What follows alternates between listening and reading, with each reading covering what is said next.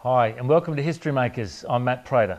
Today we're speaking with Aussie singer-songwriter Candice Long. How you doing, Candice? I'm okay. How you going? Very good. It's great to have you along. Now, I saw you performing at the Pine Rivers Easter Festival a few years ago and thought, what a great talent you are. For those who haven't heard a bit about your career, tell us about where were you born and raised and how'd you get into music? Okay, so I was born in Mount Isa. And I moved to Brisbane when I was about 2, so I don't really remember the desert days that well. And my dad and my mum both were heavily into music, but first for a hobby and then for a career, so I guess I was kind of just born into it and reared up in that. And you were in a bit of a duo with your dad for a while. What kind of music was that?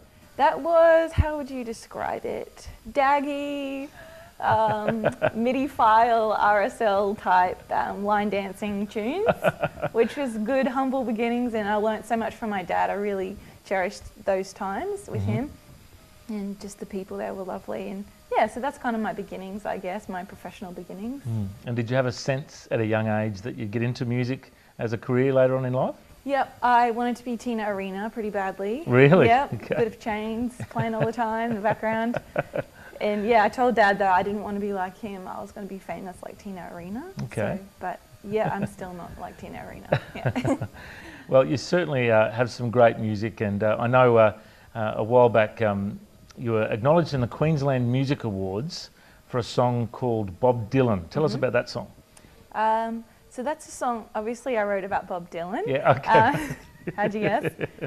And it's basically about the fame monster and what it kind of does to a person and the way that people value someone who's famous. It's really just about what that person can do for you rather than you purely just loving them for who they are. And like you'd know with Bob Dylan, once he tried to change the direction of his music, he got a lot of haters and people didn't like him anymore, and I just kind of found that fascinating, you know, that people would appear to love you so much and yet turn on you in such a, you know, switch. So yeah, it's kind of about that.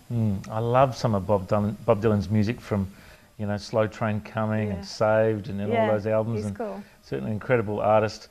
So you're inspired to write a song about him. And the other song that it was a big one for you was called Birds of the Air. And you made a video clip for that one as well. Tell us about how that all came about. The song, you mean? Yeah. Yeah, well, my brother used to walk around the house. I'd be on his case all the time saying, when are you going to save up? When are you going to, you know, like older sister type mentality. And he would just say, birds of the air, God will look after me. And so I just thought that was really cool. And I wrote a song about, because I was going overseas and I didn't have much money and I was just trusting God to provide for what I needed for. And yeah, that's how the song came about. And it's kind of a theme throughout the whole EP, I think. So it's like that Bible verse about birds of the air. Yeah. Like, what do you worry about things God provides for the birds? Yeah, okay, that's good. Yeah. And you made a video clip for that one too. Tell us about that. A couple of my friends from church, they've got a company, Motion Ad. Actually, I think they might have changed it to Goliath Production, sorry. Okay, they did that for me, and we just basically filmed it in our church youth hall, which was pretty cool. Like all the sets changed every day, and yeah, it was a lot of fun, and it was nice working with like-minded people too. Yeah. And you perform at different Christian events as well as secular gigs as well. I know I've seen you on stage at Easter Fest before. What's it like performing there in front of the big crowds? Yeah, that's probably my favourite gig of the year, I think. It's just nice to celebrate Easter with, because often I'm singing in the pubs and I don't think people are really celebrating Jesus that much while they're having their beer, but you never know. But yeah, it's just nice to come together with a bunch of Christians and celebrate that, and yeah, the atmosphere is always good. And do you have any specific artists that you look up to that influence you? Who are your favourites other than Tina Arena, of course? Yeah, Brooke Fraser's probably number one. Just have loved her from a long time ago, and Taylor Swift. Ah, right, there you go. Yeah, bit of a fan. Good, okay. And when you do sing in pubs and clubs, I understand you slip in the odd, you know, worship song every now and then. Tell us about that. Yeah. I like to suss out who's out there. Like I just throw in a little hill song. I did Oceans last week. Such a beautiful song.